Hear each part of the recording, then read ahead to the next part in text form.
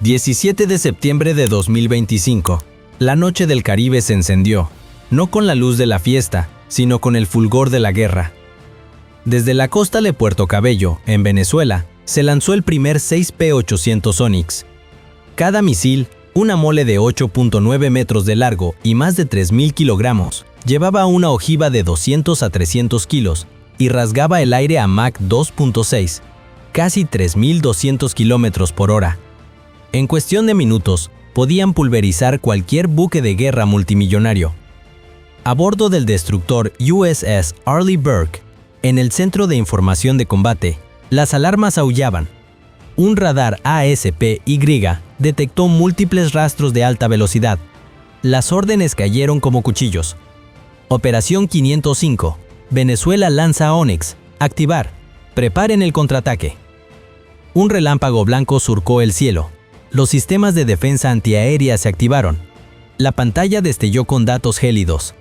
Mach 2.6. Ojiva de 200 kilogramos. Objetivo de $50 millones. Cifras capaces de helar la sangre. Minutos después, la tormenta de fuego impactó. Un buque de guerra venezolano, valorado en $50 millones, estalló en el mar. Pero no nos apresuremos a juzgar. La pregunta quedó flotando en el aire. ¿Quién ganó realmente este enfrentamiento? ¿Estados Unidos, con su tecnología estratificada, o Venezuela, con su audacia temeraria? La respuesta se revelaría en los minutos siguientes. El Caribe parecía en calma, pero la tensión era palpable bajo la superficie.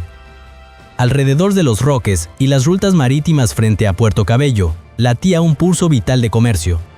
Cientos de buques cisterna y portacontenedores navegaban cada semana. Un solo ataque podía estrangular el flujo. Venezuela, con la intención de afirmar su control, había desplegado 2 lanzadores Bastion P en la costa, cada uno con 2 tubos para el misil P-800 Onyx. 10 misiles supersónicos estaban listos. El Onyx, con sus 8.9 metros y 3.000 kilogramos, diseñado para perforar el acero de buques multimillonarios, era un símbolo de su fuerza. Un golpe de mazo sobre la mesa. Enfrentando a Venezuela, la Marina de los Estados Unidos mantenía su posición firme, con un destructor Arleigh Burke al frente, equipado con su sistema Aegis y radar ASPY. Varias escoltas se movían en apoyo, alimentando la defensa antiaérea y la guerra electrónica. Sobre ellos, 2 helicópteros MH-60 Romeo patrullaban, con sus sensores rastreando las olas. El peligro residía en el solapamiento. Los convoyes mercantes civiles aún pasaban por la zona. Cualquier lanzamiento era un riesgo de daño colateral, convirtiendo un duelo en una crisis de proporciones. Y Venezuela decidió mostrar su poder de fuego. Esperando el momento exacto, el 17 de septiembre, en la señal satelital, una ligera emisión de calor se encendió a lo largo de la costa de Puerto Cabello.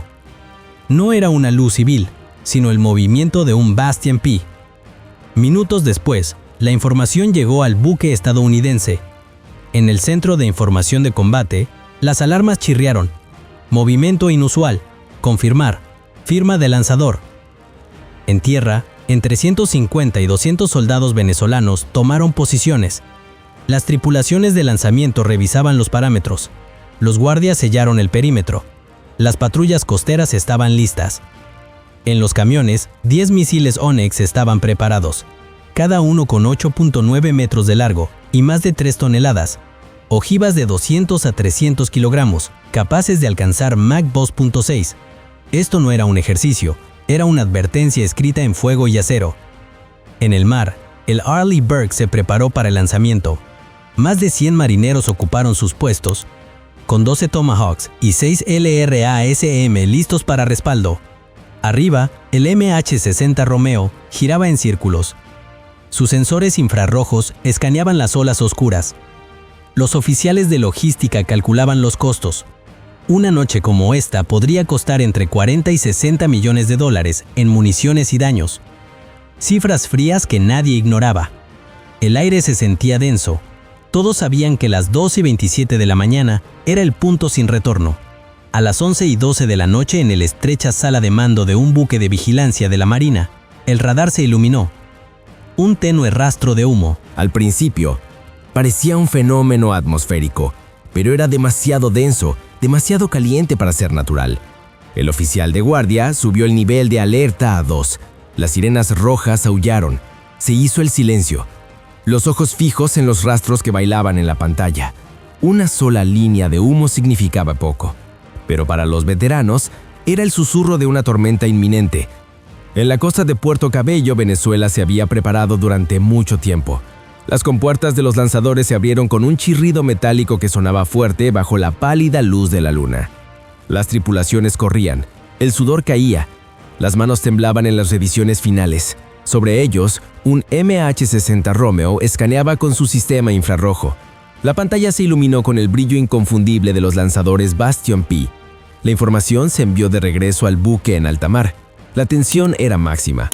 Los segundos se alargaban como horas. 6 misiles P-800 Onyx se liberaron. Las llamas rasgaron el cielo. El acero de 8.9 metros y 3.000 kilos rugía abajo, pegado a la superficie del mar, con ojivas de 200 a 300 kilos. A Mach 2.6, casi 3.200 kilómetros por hora, atravesaban la oscuridad. En la pantalla del sistema Aegis, 6 rastros rojos ardían.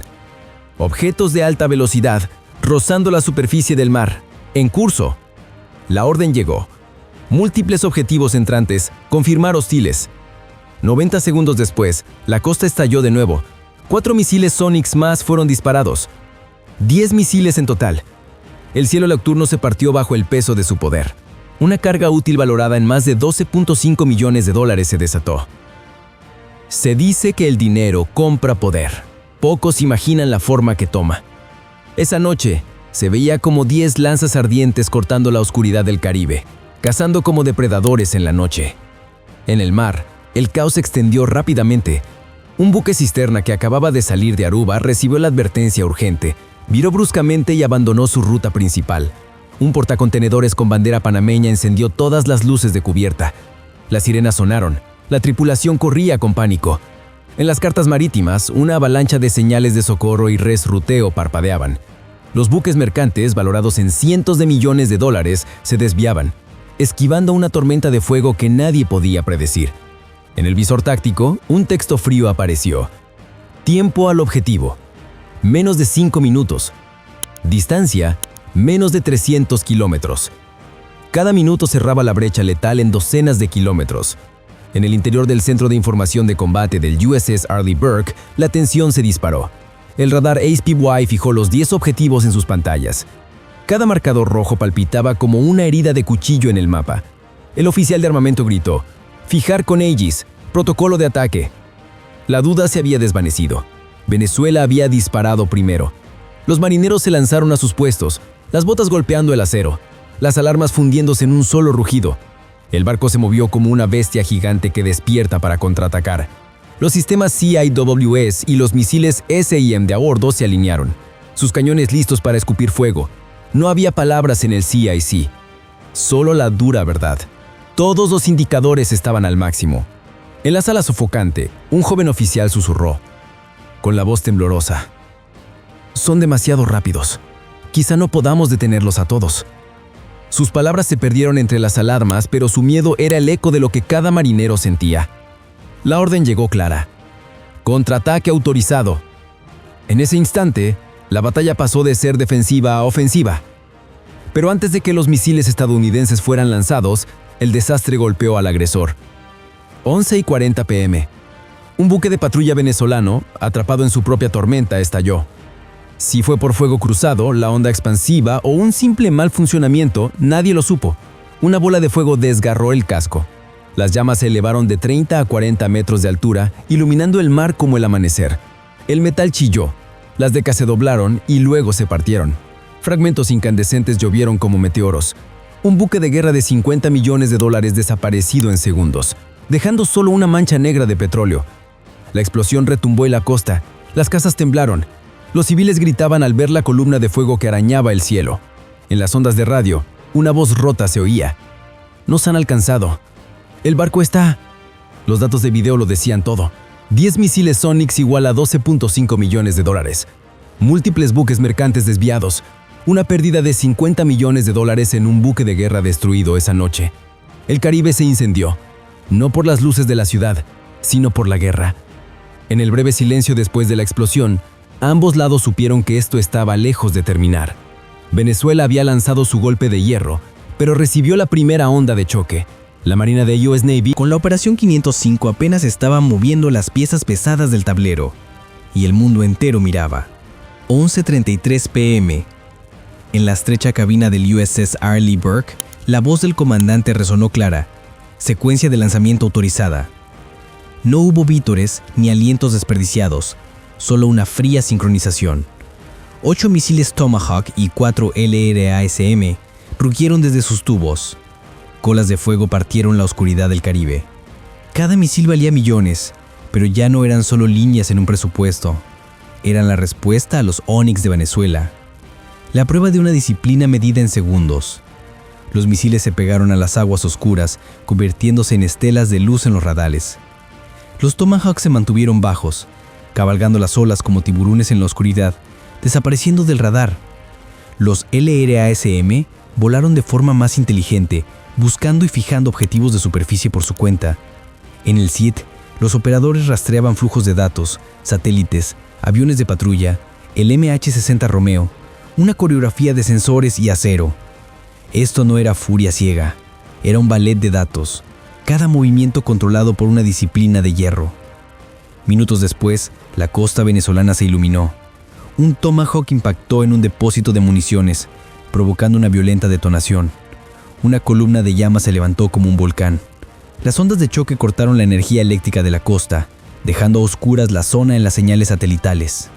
Un solo impacto había cambiado el tablero. Otro Tomahawk se estrelló contra el primer lanzador Bastian P. Los eco rebotaron en los acantilados. El fuego envolvió a los tubos. Los camiones se convirtieron en amasijos de metal. Para las tripulaciones venezolanas, no era solo una pérdida de equipo. Su escudo, su símbolo, había desaparecido en el fuego. Momentos después, el segundo lanzador tuvo el mismo destino. Un misil se estrelló contra su radar de control de fuego. Las antenas se destrozaron, los sistemas se apagaron. La noche del Caribe se quedó en silencio. Ya no había ruido de radar, solo humo y ruinas. En cuestión de minutos, 2 pilares de la defensa costera habían desaparecido. Pero los ataques no se detuvieron en tierra. En el mar, una corbeta venezolana intentaba retroceder, pequeña contra la inmensa oscuridad, pero no fuera del alcance de un LRASM. Un misil la fijó, se estrelló contra su casco. La explosión retumbó, el barco se sacudió, luego se partió. Las llamas se dispararon a más de 30 metros de altura, iluminando el agua. Acero al rojo vivo llovió como meteoros mientras la cubierta se doblaba y se partía. Un buque de guerra de $50 millones se hundió en una mancha de petróleo en expansión, dejando solo una llamada de radio desesperada. Mayday, nos han alcanzado. La sensación en el mar cambió. El estruendo se desvaneció, reemplazado por el rugido de los helicópteros de salvamento. Los equipos de rescate estadounidenses se desplegaron al instante, sobrevolando bajo, buscando supervivientes. Las transmisiones de drones y satélites mostraron la verdad. Depósito de municiones destruido, 2 lanzadores Bastion P perdidos, radares fuera de servicio, una corbeta venezolana hundida. La evaluación de daños de la batalla llegó rápidamente. La primera cifra heló el CIC. Las pérdidas para Venezuela ya superaban los $150 millones en menos de 15 minutos. El espacio de batalla fue declarado relativamente seguro.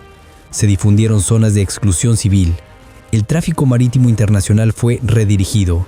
Los buques cisterna y portacontenedores que acababan de esquivar misiles ahora se desviaban mucho más para evitar el humo y los restos.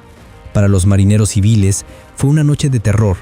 El brillo tranquilo de las luces de navegación fue reemplazado por imponentes columnas de fuego. El fuego cesó. A bordo del USS Arleigh Burke, las alarmas se apagaron, reemplazadas por un pesado silencio.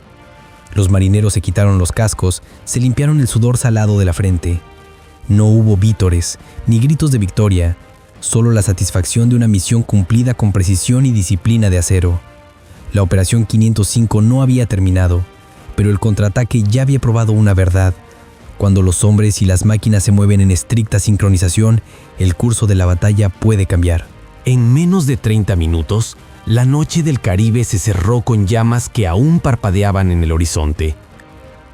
La costa de Venezuela estaba a oscuras. Sus orgullosos lanzadores nada más que columnas de humo. Sobre el agua, los buques de la Marina de los Estados Unidos mantuvieron la formación. Para ellos, el contraataque era más que un castigo, era un mensaje. La disciplina y la precisión son armas más fuertes que cualquier ataque temerario. A medida que el humo se asentaba, la imagen completa emergió. Venezuela había disparado 10 misiles P-800 Onyx con un valor de más de $12.5 millones. Estados Unidos respondió con 18 misiles, 12 Tomahawks y 6 LRASM. Una salva que costó entre 40 y 50 millones de dólares. En menos de 30 minutos, ambos bandos habían gastado el presupuesto de un proyecto nacional, cambiándolo por restos a la deriva y cielos ennegrecidos. Las pérdidas de Venezuela superaron los 155 millones de dólares. 2 lanzadores Bastion P destruidos, un depósito de municiones costero desaparecido, el radar de control de fuego silenciado y una corbeta de unos 50 millones de dólares destrozada. Para una marina pequeña, el golpe fue más que financiero, fue un colapso psicológico. Durante los próximos meses, la capacidad de Caracas se vería afectada. El costo humano fue igual de frío. Más de 60 marineros y soldados venezolanos muertos o heridos. Entre 20 y 40 muertos solo esa noche. Chalecos salvavidas anaranjados flotando en el oleaje. Llamadas de socorro desvaneciéndose en el silencio. Se convirtió en la línea más dura del informe. Estados Unidos, en contraste, no registró bajas significativas. Otra señal de la brecha. Entre la tecnología escalonada y las tácticas desesperadas de un solo golpe, el choque se extendió más allá del campo de batalla. Un bloqueo marítimo local obligó a las rutas de navegación a desviarse cientos de millas náuticas. Las tarifas de los seguros se dispararon de la noche a la mañana. Las aguas frente a Venezuela fueron marcadas como una zona roja temporal. Las decisiones tomadas en un centro de información de combate se convirtieron en costos en los mercados globales. Los contratos ahora tenían un precio más alto por el riesgo de guerra. En los medios internacionales, las imágenes de buques en llamas y columnas de fuego dominaron los titulares. Muchas naciones condenaron a Venezuela por ser la primera en disparar, calificándolo de una provocación imprudente y peligrosa. Los bloques regionales exigieron moderación, mientras que Washington emitió informes detallados que enfatizaban la precisión y la proporcionalidad, una prueba de contención, incluso en la represalia. En el tablero diplomático, Caracas se vio acorralada, explicando la situación a su gente mientras enfrentaba sanciones y aislamiento en el extranjero. El 17 de septiembre de 2025, la Operación 505 hizo más que hundir un buque de 50 millones de dólares. Expuso la fragilidad de una estrategia basada en armas costosas sin disciplina. Cifras finales: 28 misiles disparados, más de 150 millones de dólares en activos borrados, docenas de vidas perdidas. Prueba de que en la guerra naval moderna la precisión y la disciplina superan la velocidad imprudente. La noche del Caribe terminó con una verdad que nadie podía negar. La temeridad nunca reemplaza la disciplina. Venezuela creyó que unas pocas salvas de misiles podrían sacudir una flota forjada a través de décadas de guerra moderna. En cambio, su ruido y bravuconería se desvanecieron en minutos, dejando solo un amargo silencio sobre un mar de humo. Mientras tanto, la Marina de los Estados Unidos no necesitó alardes. Respondieron con fría precisión, con un ritmo perfecto entre sensores, mando y poder de fuego. Una máquina gigante moviéndose con firmeza, sin apresarse, sin romper la formación. Esa es la diferencia entre una apuesta temeraria y el arte de la guerra moderna. Ahora, la pregunta es para ti. ¿Quién fue el más inteligente esa noche? Si crees que fue Venezuela, escribe 1 en los comentarios. Si crees que la Marina de los Estados Unidos con su calma y precisión transmitió el verdadero mensaje de este siglo, escribe 2. No olvides darle me gusta, suscríbete y activa la campana para que no te pierdas la próxima parte, donde analizaremos las réplicas diplomáticas y económicas de esta tormenta de fuego. La batalla puede haber terminado, pero la historia apenas ha comenzado. Cuéntanos, ¿desde dónde nos ves?